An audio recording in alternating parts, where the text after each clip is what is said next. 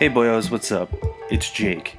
So recently, Bob Iger stepped down as the CEO of Disney. This got me thinking. I was already sort of thinking about this. Why would he step down?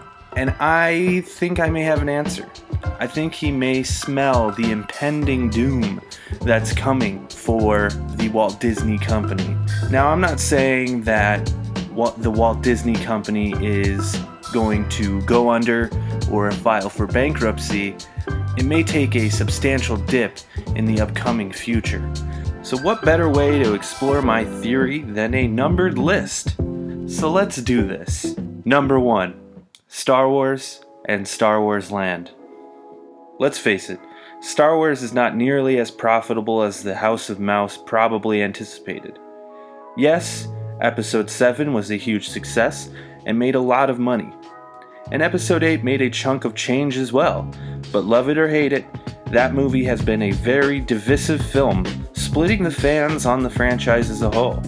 Then 6 months later, we got Solo.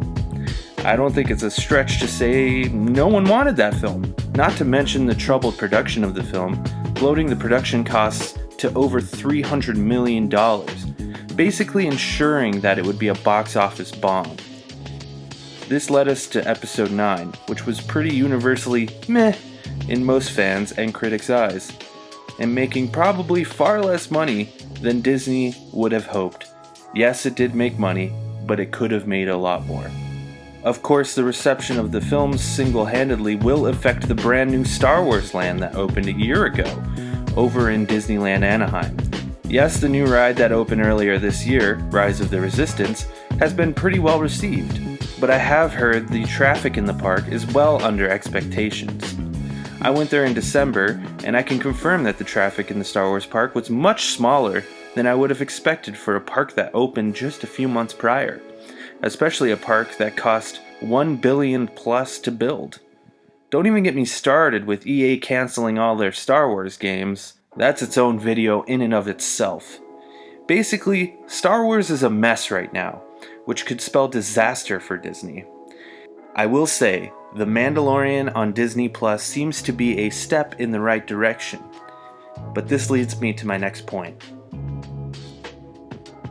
Lack of Disney Plus content. Disney Plus launched November 12th, 2019, much to the excitement of Marvel, Star Wars, and Disney fans alike. When it launched, I was admittedly as hyped as the next guy to watch my childhood favorites, as well as a complete library of all things Marvel and Star Wars, meaning it has a pretty huge library of content. But does it really? As stated previously, I was hyped for Disney Plus. But less than 4 months later, I've canceled my subscription, and I'm sure I'm not the only one. Sure, I loved The Mandalorian, but it felt like the only original content that was even worth watching. Yes, it was fun watching some old classics, but that's the thing. They are old classics. And there is only so long that can keep me satisfied. I'm sure that content can keep someone under the age of 12 occupied for a long time, and that's great. But everyone else is dying for some more quality content, like The Mandalorian.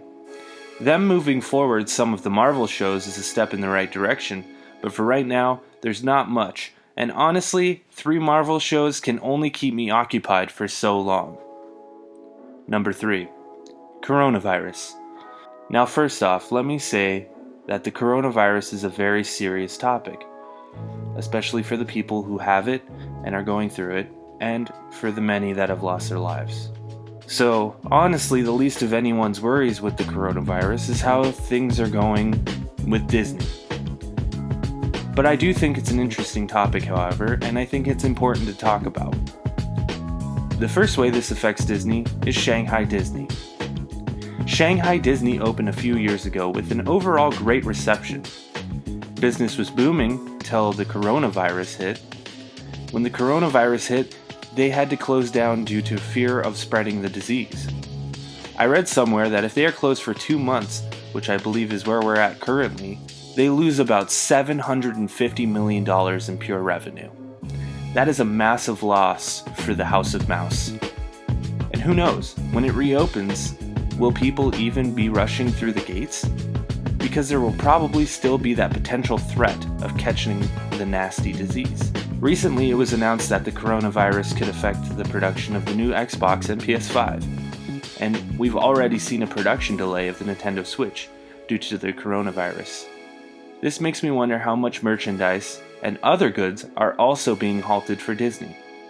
I have no way of really knowing, but I'm sure that is affecting them in some way. And the other big way the coronavirus could affect Disney is with the future theatrical releases of films, Mulan in particular. Mulan had a huge production budget.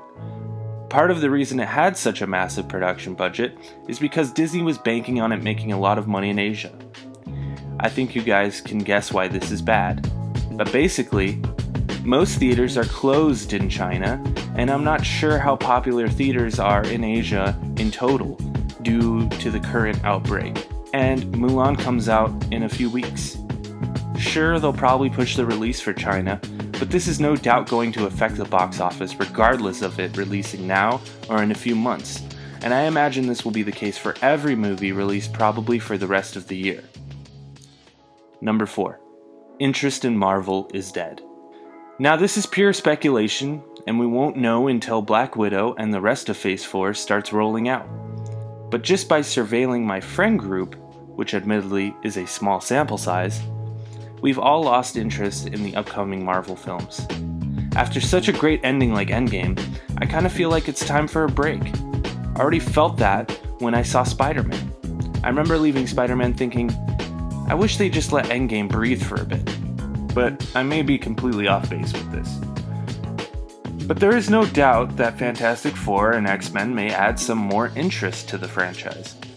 But it's already been confirmed that we won't see that till at least Phase 4 ends. Number 5. Live-action remake flops. Yes, the live-action remakes have been somewhat profitable with Beauty and the Beast and Jungle Book, but there has also been a string of flops coming out relating to the remakes. Dumbo and Maleficent 2 both underperformed. Of course, I mentioned Mulan earlier, and they also just announced Aladdin 2, and I don't necessarily see that ending well at the box office. I really don't have much more to say about this topic, but they seem to be putting a lot of time and money into these remakes, and I'm not sure if there's even much fan interest in these movies, but only time will tell. So that's my numbered list on why I think Disney may take a dip here in the future. But we'll see. Of course, I'm not hoping that this happens, but it sure seems pretty likely. And Bob Iger leaving just adds a little bit of speculation for me. So we'll see. Thanks for watching, guys. Make sure you comment, subscribe, press the bell, do all that fun stuff. Also, if this is the first video you're watching by me, I do a weekly podcast called the Jake and Cory Podcast. Make sure you check that out. We do it on YouTube. Pretty soon, I plan on putting it on some podcast feeds. We'll see what happens with that. I'll keep you updated through the YouTube channel. Also, if you want to check me out on twitch.tv/Lonercast, I try to stream at least once a week. It's pretty sporadic, though. I kind of do it whenever. Typically, what I try to do on the Twitch streams is I try to platinum games. Sometimes I just play games that I want to play, and if you want to watch that, that'd be great. If not, don't. Leave a like, leave a dislike. I don't give a shit. It's been nice talking to you. Thank you.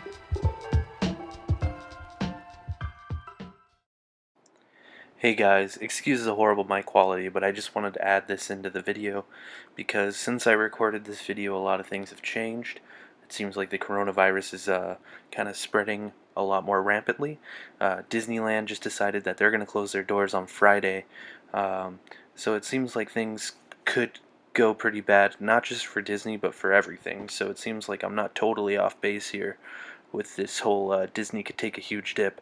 So once again, thanks for watching.